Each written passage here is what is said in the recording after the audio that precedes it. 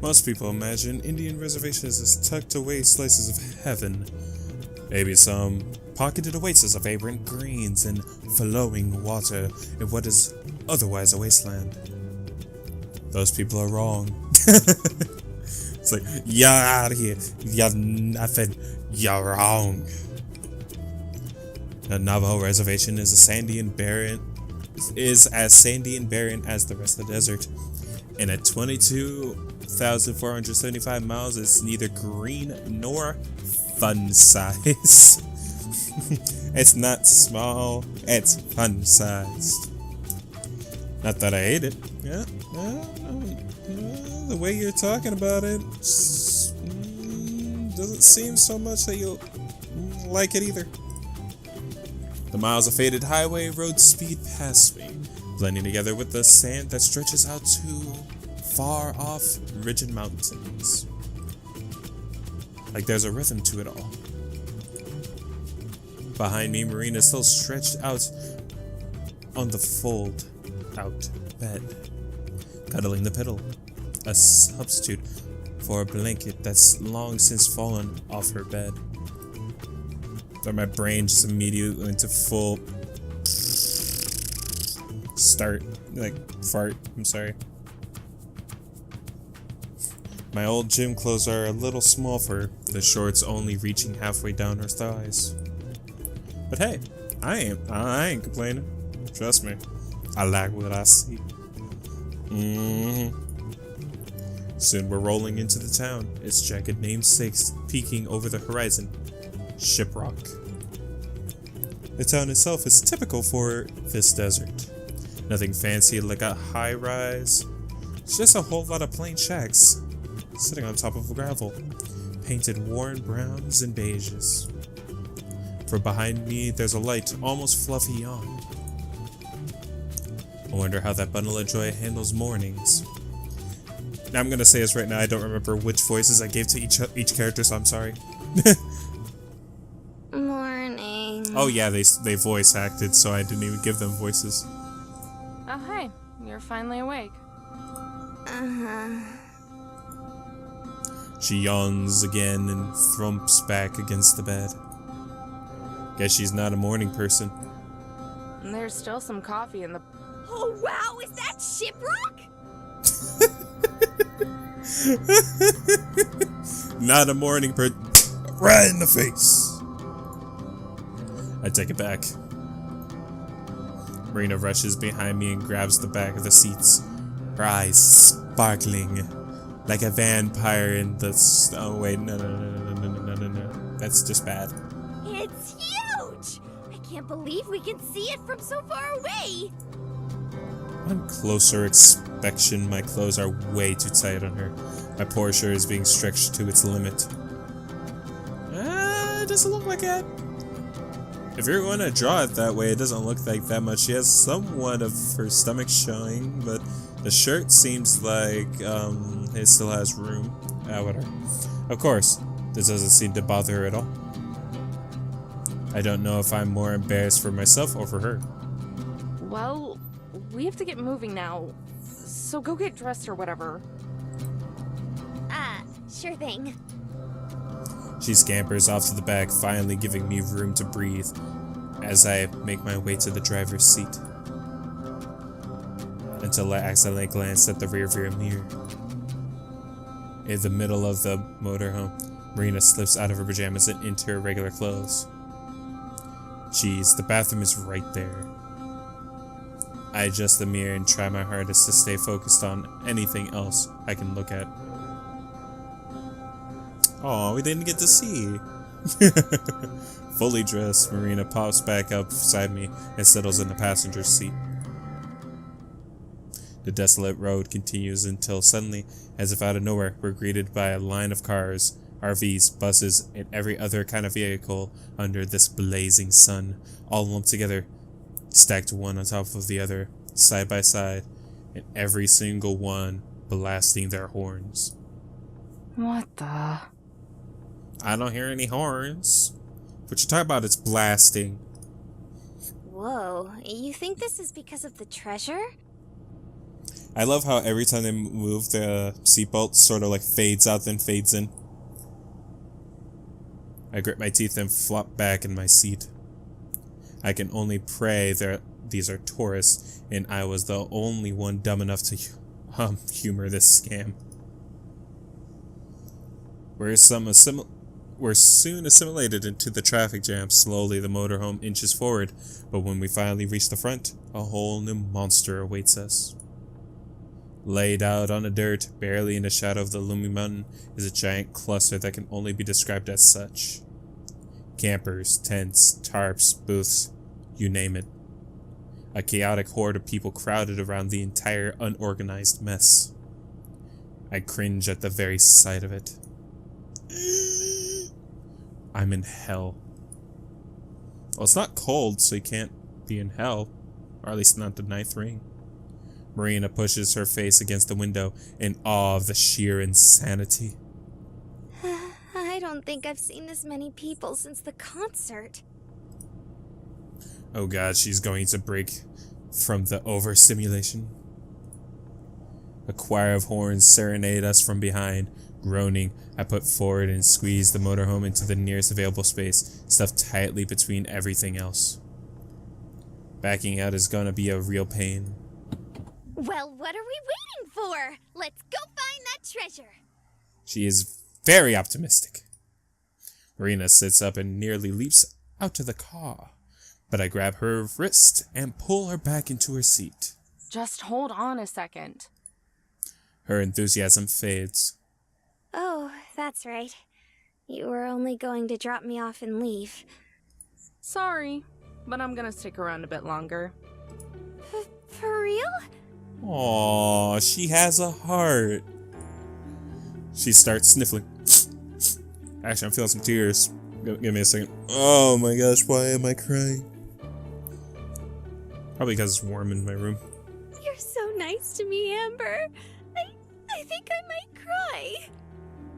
Amber's so nice, like I feel a manly tear going down my eye. Hold it in. We gotta think of a game plan first. K. K. Letter K.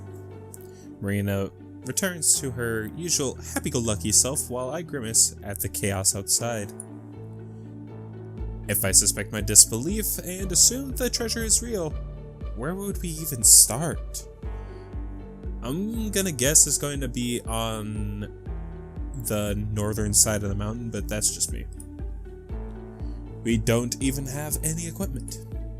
I guess we may as Or well hill. start by checking out the place.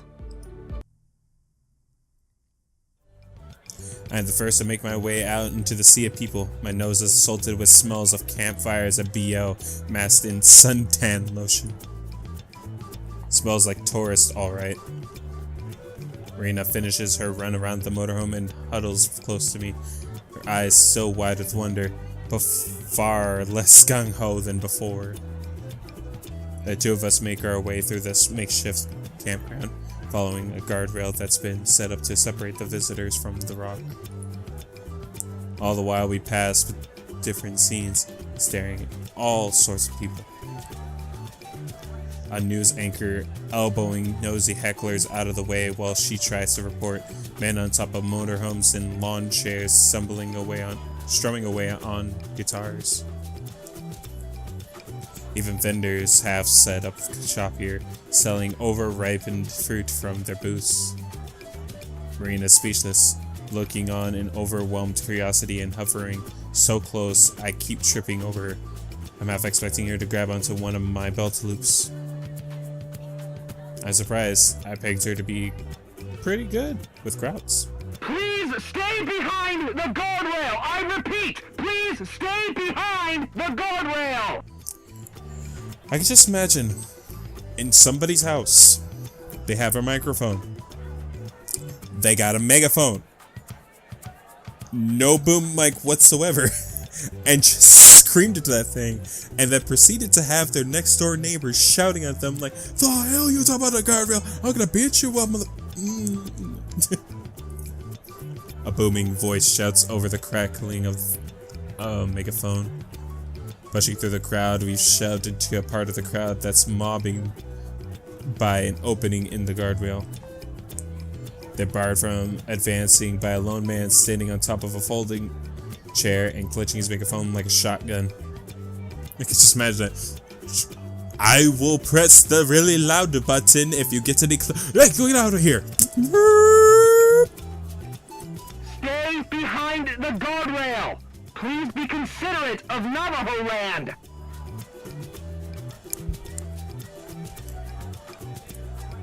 What's going on? That's a good question. Not sure.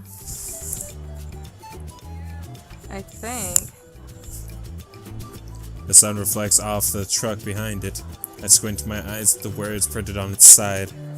Navajo Parks and Recreation. It's the man? The man? Never mind. Yeah, the man. You know, the man. The man we've all known and admired for quite some time. The man that can do no wrong. The restless crowd ignores him, ramming into each other as they fling whole dictionaries worth of profanity at him. This could get nasty. Maybe they're moshing. People did that at the concert. Just what the hell kind of concert did you go to anyway? Wait a second. In the back of the mosh, distant from the calamity, is a familiar sight. Blonde hair intertwined and running through a dark red bandana. What's wrong? I'm gonna take a wild guess and say it's the one chick that we don't like that apparently is not our type. Remember that loud chick from the gas station? A little. I was too busy with my slushie to really notice. Why? I think we just found our first lead. My voice tails off, and I start towards the girl, pushing my way through the crowd. Hey, Amber, wait! Putting on my person mask, I take a breath and place my hand on her shoulder with a forced smile. For the last time, old man, I don't have any. Huh? She whips around, her eyes prepared for murder, but her features switch to standby mode as she realizes her mistake. Oh. Sorry, but didn't I see you at that convenience store yesterday? Oh, yeah, that dump. Outside of Roswell, right? Yep, that was us. I'm Amber. The other girl is Marina. Marina waves and I extend my hand. The girl's eyes narrow, but she eventually shakes it with a surprisingly strong grip. Mariah. Everyone here for the treasure? I like this music.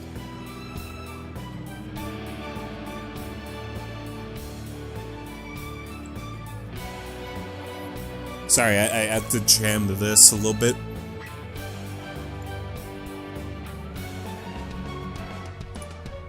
They'd be idiots if they weren't.